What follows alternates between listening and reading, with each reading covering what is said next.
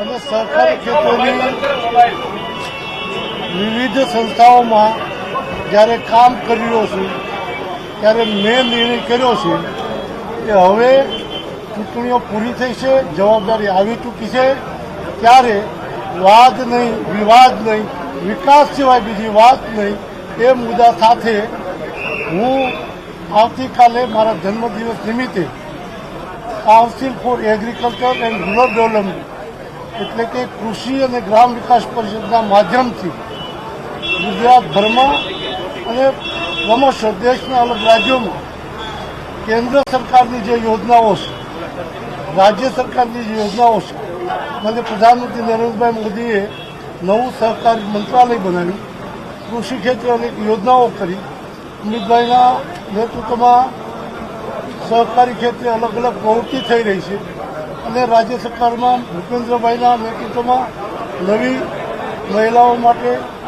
મજૂરો માટે, ખેડૂતો માટે જે યોજનાઓ બની છે, આ યોજનાઓનું અમલીકરણ ગ્રામ્ય કક્ષા સુધી જરૂરિયાતમંદ જેના માટે યોજના બની છે ત્યાં સુધી પહોંચાડવામાં હું council four agriculture and rural development દ્વારા પ્રવૃત્તિ હાથ ધરવાનો છું અને રચનાત્મક કામ સિવાય બીજી કોઈ કામગીરી કરવી નથી. સહકારી ક્ષેત્ર અને સમાજના ઉત્થાન માટે સરકારની યોજનાઓ છેક સુધી પહોંચાડવી એ જ ધ્યેય રહેશે અને એ જ કામગીરી કરવાનું છે. દિલીપભાઈ, મેન્ડેટને લઈને રાજકારણ ગરમાયું છે, એને લઈને શું કહેશો? જે રીતે જયેશભાઈના મેન્ડેટને લઈને જે આખા ગુજરાતમાં જે રીતે રાજકારણ ગરમાયું છે, આને લઈને શું કહેશો? દિલીપભાઈ, મેં શરૂઆતમાં જ કીધું કે હું આવ્યા પછી ચૂંટણીઓ પૂરી થઈ છે તો વાદ નહીં, વિવાદ નહીં, વિકાસ સિવાય બીજી વાત નહીં. હવે જે ગરમાણું હોય ત્યાં ગરમી લાગે, હું ક્યાંય કામમાં એમાં લેવાનું કામ કરવાનું. રાજકોટના અગ્રણીઓ એમને જ પ્રેસ કરી આજે રાજકોટમાં અને ભાજપના અગ્રણીઓ છે. અને તમને ક્યાં કેમ લાગે છે કે દક્ષિણ ભારતની લોબી છે, દક્ષિણ ગુજરાતની લોબી છે, સૌરાષ્ટ્રની લોબીને હવે રાજકારણ? મેં શરૂઆતમાં જ કીધું કોઈ વિવાદ વિના સરકારની માન્ય મોદી સાહેબ જે મહેનત કર્યા છે, જે અમિતભાઈ મહેનત કર્યા છે, જે ભૂપેન્દ્રભાઈ મહેનત કર્યા છે, આ સરકારની યોજનાઓ જે લોકો માટે છે ત્યાં સુધી પહોંચાડવા માટે જેનો સહયોગ લેવો પડશે. આ યોજનાઓ એવી છે જાતિ, પક્ષ કે પ્રાંત, વિજાત એનાથી પર ઉઠીને સર્વ માટે યોજનાઓ છે. તો સર્વ માટે કામ કરવા માટે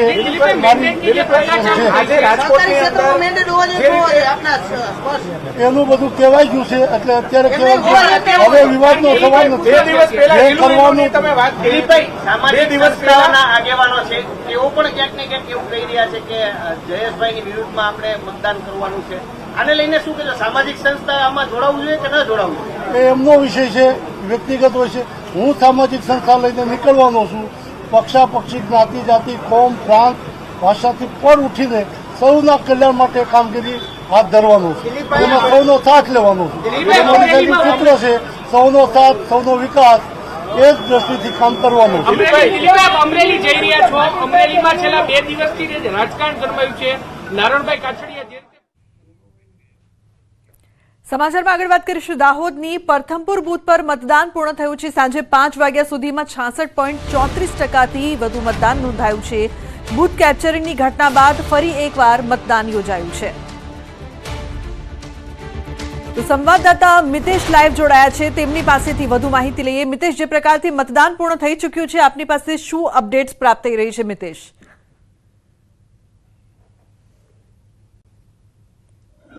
બિલકુલથી જો વાત કરવામાં આવે તો આજે 11 તારીખ વહેલી સવારથી જે ફરી મતદાન ચાલુ થયું હતું અને જે મતદાન મથક પર સવારથી જ વહેલી સવારથી જ લાંબી લાઈનો લાગી હતી. દ્રશ્યો બતાવી રહ્યો છું કે આજે પરથમપુર મતદાન મથક કે જે દાહોદ લોકસભા વિસ્તારમાં આવી રહ્યું છે અને મહીસાગર સમાવિષ્ટ સંતરામપુર તાલુકાનું પરથમપુર ગામ કહેવામાં આવે છે. આ બૂથ ઉપર એક વિડીયો વાયરલ થયો હતો જેને લઈને ફરી મતદાન યોજાયું હતું અને આજે મતદાન દિવસ કહી શકાય કે સવારથી 7 વાગ્યાથી આજે અત્યારે 6 વાગ્યા જે મતદાન પૂર્ણ થઈ ચૂક્યું છે. શાંતિપૂર્ણ માહોલમાં જે વહીવટીતંત્રની તૈયારીઓ હતી જેને લઈને શાંતિપૂર્ણ માહોલમાં અત્યારે મતદાન હાલ પૂર્ણ થઈ ચૂક્યું છે. કહી શકાય કે 700થી 756 જેટલા વોટ લોકોએ મતદાન કર્યું છે. 1224 જેટલું મતદાન હતું, 756 જેટલું મતદાન અહીંયા નોંધાયું છે. વાત કરવામાં આવે તો ગતરોજ 7 તારીખે જે યોજાયું હતું તેમાં 752 જેટલું મતદાન યોજાયું હતું અને અત્યારે જે વધી અને 756 જેટલું મતદાન યોજાયું છે. જી બિલકુલ જે પ્રકારથી બૂથ કેપ્ચરિંગની ઘટના જે સામે આવી હતી મિતેશ, ત્યારે કઈ કઈ બાબતોનું ખાસ આજે ધ્યાન રાખવામાં આવ્યું કે શાંતિપૂર્ણ રીતે મતદાન થઈ જાય?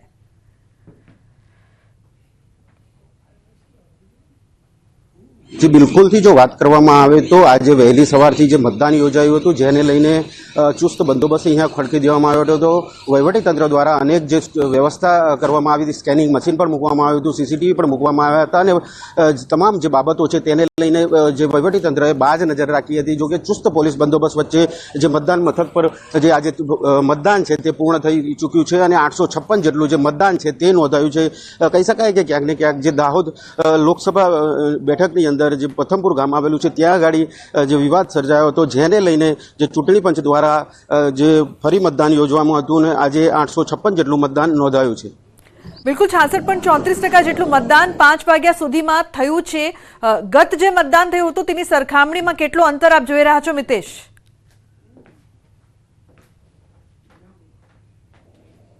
બિલકુલથી જો વાત કરવામાં આવે તો ગત 7 તારીખે જે મતદાન યોજાયું હતું, દ્રશ્યો બતાવી રહ્યું છે આજ છે પ્રથમપુરા જે મતદાન મથક કે જે પ્રાથમિક શાળામાં આવેલું છે અને મતદાન મથકની અંદર 7 તારીખે જે મતદાન યોજાયું હતું તેમાં 752 જેટલું મતદાન જે લોકોએ મતાધિકારનો ઉપયોગ કર્યો હતો અને જે 1224 મતદાન કહી શકાય તેમાંથી 752 જેટલું મતદાન નોંધાયું હતું. પરંતુ આજે જે ફરી મતદાન થયું છે તેને લઈને વાત કરવામાં આવે તો મતદાનમાં થોડો વધારો જોવા મળી રહ્યો છે. 4 થી 5 જે વોટ છે તે વધારે આવ્યા છે. કહી શકાય કે 856 જેટલું મતદાન અહીંયા નોંધાવવામાં આવ્યું છે. જી બિલકુલ મિતેશ, આભાર સમગ્ર માહિતી બદલ. તો સાંજે 5 વાગ્યા સુધીમાં મતદાનના જે આંકડા છે તે જણાવવામાં આવ્યા છે. બૂથ કેપ્ચરિંગની જે સમગ્ર ઘટના સામે આવી હતી તે બાદ ફરી એકવાર મતદાન કરવામાં આવ્યું છે અને શાંતિપૂર્ણ રીતે પ્રથમપુર બૂથ પર મતદાન છે તે પૂર્ણ પણ થઈ ચૂક્યું છે. 5 વાગ્યા સુધીમાં 66.34% જેટલું મતદાન છે તે થયું છે. બૂથ કેપ્ચરિંગની સમગ્ર ઘટના સામે આવ્યા બાદ ફરી એકવાર મતદાન.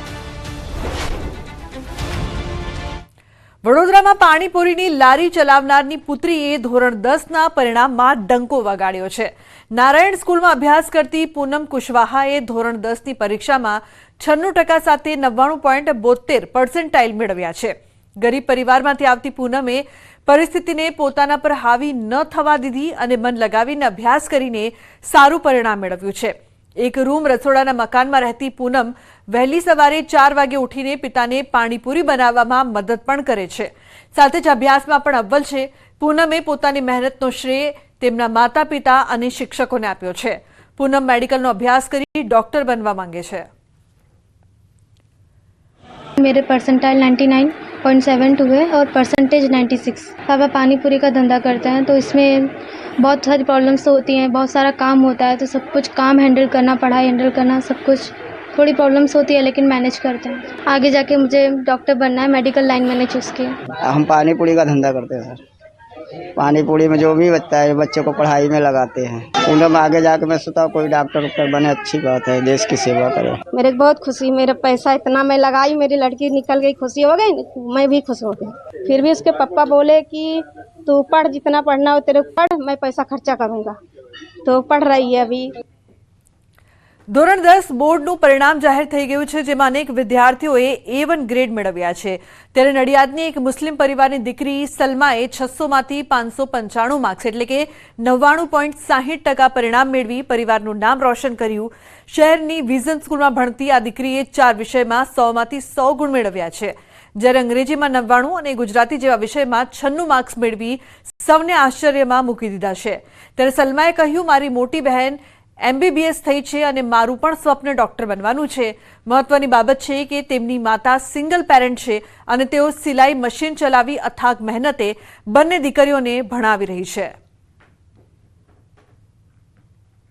એની પાછળનો શ્રેય હું પ્રથમ તો અલ્લાહ તાલાને આપીશ, પછી વિઝન સ્કૂલ ઓફ સાયન્સને આપીશ, કેમ કે વિઝન સ્કૂલના ટીચરોએ આજથી નહીં, જ્યારે મારી મોટી બેબીએ 11મા ધોરણમાં એડમિશન મેં એનું ત્યાં લીધું ત્યારથી એના બધા સર ટીચરોએ સપોર્ટ કર્યું છે. સ્કૂલ સિવાયના કલાકોમાં મારું રોજનું રીડિંગ લગભગ 4 to 5 અવર્સનું હતું હતું અને એમાં મોસ્ટલી અમારી સ્કૂલમાં ટેસ્ટ સિરીઝ ચાલતી હોય છે, નવા નવા ટેસ્ટ હોય છે જ, તો એનું રીડિંગ હોય અને સ્કૂલમાં જે દરરોજનું દરરોજ ભણાવે એનું રિવિઝન કર્યા એને હું કરતી હતી. જે એનું 10th નું રિઝલ્ટ આવ્યું છે એમાં એણે 99.99 PR મેળવ્યા છે, જે એક વખતે મારું સ્વપ્ન હતું અને મને ઉમ્મીદ હતી કે એ પૂરું કરશે. એણે પૂરું કર્યું છે અને આગળ પણ એને મારી જ લાઈનમાં આગળ વધવું છે. તો ભરૂચના A1 રિઝલ્ટ મેળવેલા વિદ્યાર્થીઓએ ગુજરાત બોર્ડ એક્ઝામ વ્યવસ્થાની પણ પ્રશંસા કરી છે. ગુજરાત બોર્ડના પેપર સરળતાથી પાસ થાય એવા હતા. બેઠક વ્યવસ્થા ખૂબ સારી હોવાનું પણ જણાવ્યું. આ સાથે જ વિદ્યાર્થીઓએ શાળાએ જીવનનું પહેલું પગથિયું ગણાવતા સારા પરિણામનો શ્રેય માતા પિતા અને શિક્ષકોને આપ્યો. 17,337 જેટલા વિદ્યાર્થીઓએ પરીક્ષા આપી હતી, જેમાંથી 14,068 જેટલા વિદ્યાર્થીઓ સફળ થયા છે. આ દરેક વિદ્યાર્થીઓને જિલ્લા શિક્ષણ અધિકારી કચેરી અભિનંદન પાઠવે છે. આ સાથે જે અસફળ વિદ્યાર્થીઓ છે એ અસફળ વિદ્યાર્થીઓ માટે આવતી જુલાઈ પૂરક પરીક્ષા માટે 3 વિષયની જે પરીક્ષા આપવાની થાય છે તે માટે મે અને જૂન મહિના દરમિયાન તેઓ તૈયારી કરે એ માટેનું પણ એક ચોક્કસ પ્રકારનું આયોજન કરવામાં આવ્યું છે. સરકારે મહેનત તો કરેલી હતી, કારણ કે આ વખતે દરેક બોર્ડના વિદ્યાર્થીઓને પાસ કરવા માટે તેઓએ જેટલું સારું પરિણામ આપી શકાય તેટલું તેમને પરિણામ પણ આપ્યું છે અને વિદ્યાર્થીઓને બેઠક વ્યવસ્થાથી માંડીને દરેક માર્ક્સ આપવાની વ્યવસ્થા, દરેક સગવડો તેમને ખૂબ વ્યવસ્થિત રીતે કરેલી. તો મોરબીના યુવાઓએ પેલેસ્ટાઇનના ધ્વજ લગાવવાના મામલે એસઓજીને મહત્વની સફળતા મળી છે. યુવકો મોરબીના હોવાનું એસઓજી ટીમની તપાસમાં ખુલ્યું છે. એક સગીર અને 2 યુવકોની પોલીસે પૂછપરછ શરૂ કરી છે. અન્ય એક સગીરની પણ પૂછપરછ હાથ ધરવામાં આવી છે. 24 એપ્રિલે હાજીપીર જતા સમયે વિડીયો બનાવીને વાયરલ કર્યો હતો.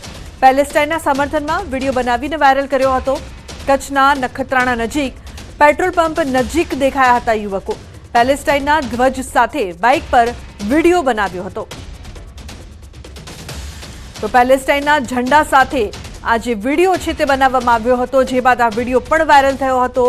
મોરબીના આ યુવકો હોવાનું તપાસમાં સામે આવ્યું છે. એક સગીર અને 2 યુવકોની પોલીસે પૂછપરછ શરૂ કરી છે. મહત્વનું છે કે પેલેસ્ટાઇનના સમર્થનમાં આ વિડીયો બનાવ્યો હોવાની વાત સામે આવી હતી, જેમાં પેલેસ્ટાઇનના ઝંડા સાથે આ યુવકો જઈ રહ્યા છે તેવો વિડીયો બનાવવામાં આવ્યો હતો, જે બાદ તે વાયરલ પણ થયો હતો. જે બાદ તપાસ કરવામાં આવી અને આ તપાસમાં એક સગીર અને 2 યુવકોની પોલીસે પૂછપરછ શરૂ કરી છે. મોરબીમાં પેલેસ્ટાઇનના ઝંડા સાથે યુવકોનો વિડીયો વાયરલ થયો હતો અને આ સમગ્ર મામલે હાલ તપાસ થઈ રહી છે. મહત્વનું છે કે આ વિડીયો વાયરલ થતા ખળભળાટ મચી હતી. તપાસનો દોર ચાલુ થયો હતો. અતુલ જોશી જોડાયા છે ફોન લાઈન પર વધુ માહિતી આપવા માટે. અતુલ, શું વધુ માહિતી પ્રાપ્ત થઈ રહી છે જે લોકો દ્વારા વિડીયો બનાવવામાં આવ્યો તે અંગે? હજી ચોક્કસથી જણાવી દઉં છે, મોરબીના યુવાનો દ્વારા ઇન્સ્ટાગ્રામમાં વિડીયો વાયરલ કરવામાં આવ્યો હતો. તેમાં પેલેસ્ટાઇનના ધ્વજ સાથેનો જે બાઇકમાં રાખીને વિડીયો વાયરલ કરવામાં આવ્યો હતો, જેને લઈને મોરબી એસપી રાહુલ ત્રિપાઠી દ્વારા તપાસના આદેશ દેવામાં આવ્યા હતા. મોરબી એસઓજી પીઆઈ MP પંડ્યાની ટીમ સહિતની તપાસ હાથ ધરી હતી, જેમાં જે યુવકો છે તે બાઇક છે મોરબીના હતા અને મોરબીના બાઇકના આધારે તપાસ કરતા જે યાસીન નૂર મોહમ્મદ મોવર, જે વિસીપરા વિસ્તાર છે મોરબીનો, ત્યાં રહે છે, એક નવાઝ અનવરભાઈ મોવર અને એક અન્ય સગીર યુવક છે, તેની અટકાયત કરી હતી અને જે 24 એપ્રિલના રોજ હાજીપીર જતી વખતે ઇન્સ્ટાગ્રામમાં વિડીયો બનાવી વાયરલ કર્યો હતો. યુવકોએ જે પોલીસ સમક્ષ કબૂલાત આપી છે, તેમાં ઇઝરાયલ અને પેલેસ્ટાઇન વચ્ચે જે યુદ્ધ ચાલી રહ્યા છે તેમાં પેલેસ્ટાઇનના લાગણીમાં આવી અને સમર્થનમાં વિડીયો. આભાર સમગ્ર માહિતી બદલ. તો ભાવનગરમાં મનપાના ફાયર વિભાગે ફાયર સેફટી મુદ્દે કરી છે લાલ આંખ. શહેરમાં 3 દિવસ પૂર્વે હવેલીવાડી શેરીમાં એક બિલ્ડિંગના ઇલેક્ટ્રિક માલ સામાનમાં ગોડાઉનમાં ભયંકર આગ લાગી હતી. આ બિલ્ડિંગના ગોડાઉનમાં કોઈપણ પ્રકારના ફાયર સેફટીના સાધનો ઇન્સ્ટોલ કરેલા ન હતા, જેને લઈને ફાયર વિભાગે કડક કાર્યવાહી શરૂ કરી છે. છેલ્લા 2 દિવસથી ફાયર સેફટી ન હોવાથી તેવી બિલ્ડિંગોને નોટિસ ફટકારવાની કામગીરી હાથ ધરવામાં આવી છે. જો 4 દિવસમાં બિલ્ડિંગ ધારકો વર્ક ઓર્ડર નહીં આપે તો નિયમ મુજબ બિલ્ડિંગોને સીલ મારવામાં આવશે. ફાયર વિભાગે વોરા બજારની હવેલીવાડી શેરીમાં 27 બિલ્ડિંગ ધારકોને નોટિસ ફટકારી હતી, જ્યારે ગામતળ બજાર વિસ્તારના વધુ 52 કમર્શિયલ બિલ્ડિંગને ફાયર સેફટીના મામલે નોટિસ પણ ઇસ્યુ કરી છે. 6/5/24ના રોજ સાંજના સમયે જે આગ લાગેલી હતી અને 7 કલાકની જહેમત બાદ આગ કાબૂમાં લીધેલ હતી. એક માણસને જીવિત બહાર કાઢેલ હતું અને ગીચ એરિયા હતો, ફાયર ફાઈટર જઈ શકે એમ શક્યતા નહોતી અને એવા વિસ્તારોમાં જે બિલ્ડિંગો છે એમાં કોઈ ફાયર સેફટીના ઇન્સ્ટોલેશન કરેલ ન હોય એ બાબતે નોટિસ ઇસ્યુ કરેલ છે અને 10 દિવસમાં જો એનો હકારાત્મક જવાબ નહીં આપવામાં આવે તો એને સીલ પ્રક્રિયા પણ ચાલુ કરવામાં આવશે. ખંભાત તાલુકાના ભાલ પ્રદેશમાં ક્ષત્રિયોના બલિદાનના પુરાવા મળ્યા છે. પાંદડ ગામમાં વડતાલ તાબાના જૂના સ્વામિનારાયણ મંદિરને તોડીને નવા મંદિરનું બાંધકામ થઈ રહ્યું છે, ત્યારે ખોદકામ દરમિયાન 300 વર્ષ જૂના પાડિયા મળી આવ્યા છે. 11 જેટલા પાડિયા પર દેવલિપિ અને સંસ્કૃત ભાષામાં લખાણ પણ છે. પાડિયા મળ્યાની જાણ થતાં ગ્રામજનો સ્થળ પર દોડી આવ્યા. આ અંગે સ્થાનિક પાંદડ ક્ષત્રિય સમાજે ખંભાત મામલતદાર તંત્રને જાણ કરી છે. લોકવાયકા મુજબ બ્રાહ્મણની દીકરીની રક્ષા માટે ક્ષત્રિય પૂર્વજોએ ભીલ રાજા સાથે યુદ્ધ કર્યું અને બલિદાન આપ્યું. ગ્રામજનોનું કહેવું છે કે પરંપરા મુજબ પથ્થર પર શહીદનું નામાંકરણ કરીને તેની યાદમાં પાડિયા બનાવાયા હતા.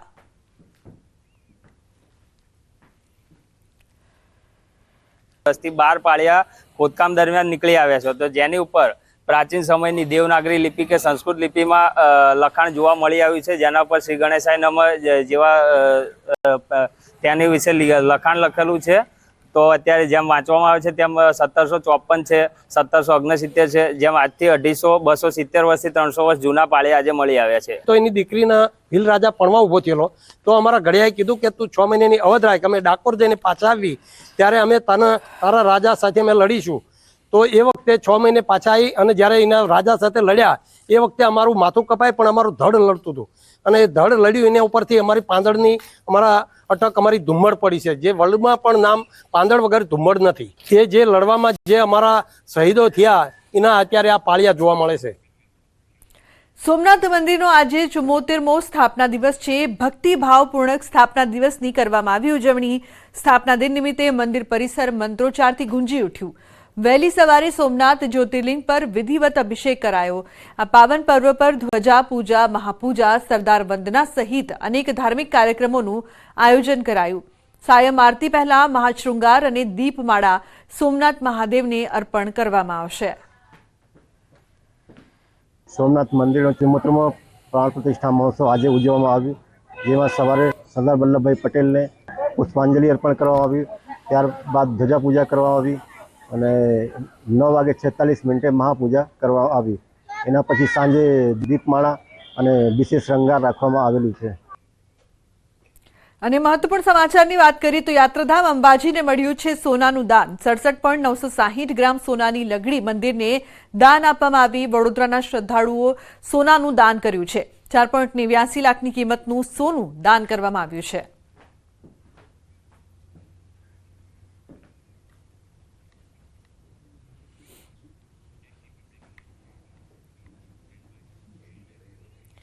ભરૂચમાં સુરક્ષાને લગતી માહિતી મોકલવાના મામલે સીઆઈડી ક્રાઇમે જાસૂસ પ્રવીણ મિશ્રાને સાથે રાખીને તપાસ આદરી. અંકલેશ્વર સ્થિત તેના ભાડાના મકાનમાં તપાસ કરવામાં આવી છે. દેશની ગુપ્ત માહિતી પાકિસ્તાનને પહોંચાડતો હોવાનું બહાર આવ્યું છે.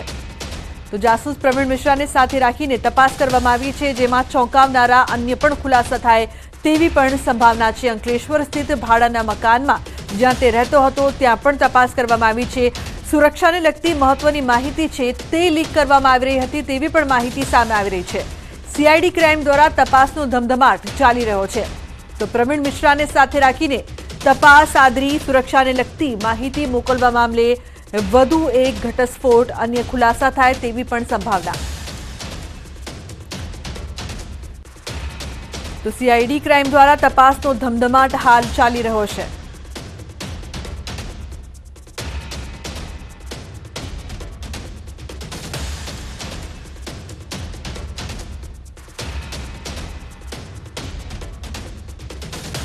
તો સુરક્ષાને લગતી જે માહિતી છે તે પહોંચાડવામાં આવી રહી હતી અને તે બાદ પ્રવીણ મિશ્રાને સાથે રાખીને તપાસ કરવામાં આવી.